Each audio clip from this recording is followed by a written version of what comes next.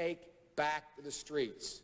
It doesn't matter whether or not the person that is accosting your son or daughter or my son or daughter, my wife, your husband, my mother, your parents. It doesn't matter whether or not they were deprived as a youth. It doesn't matter whether or not they had no background that enabled them to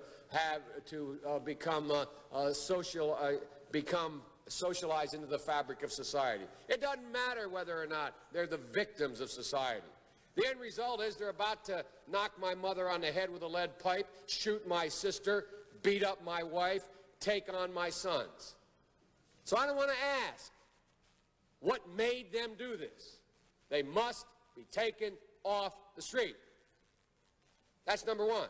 There's a consensus on that. Them now.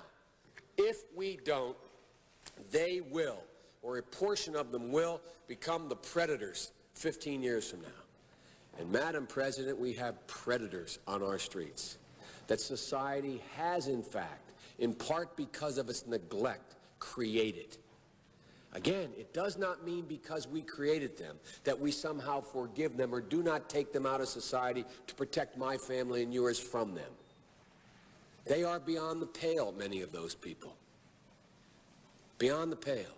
And it's a sad commentary on society. We have no choice but to take them out of society. And the truth is, we don't very well know how to rehabilitate them at that point. That's the sad truth. I'm the guy that said, rehabilitation, when it occurs, we don't understand it and notice it. And even when we notice it and we know it occurs, we don't know why. So you cannot make rehabilitation a condition for release. That's why in our system, the federal system, you serve 85% of your time. It's a shame, but we don't know how to rehabilitate. But there is a consensus, and I will cease. A, we must make the streets safer. I don't care why someone is a malfactor in society. I don't care why someone is antisocial. I don't care why they become a sociopath. We have an obligation to cordon them off from the rest of society, try to help them, try to change their behavior. That's why we do in this bill. We have drug treatment and we have other treatments to try to deal with it. But they are in jail, away from my mother, your husband, our families. But we would be absolutely stupid as a society if we didn't recognize the condition that nurtured those folks still exist. And we must deal with that.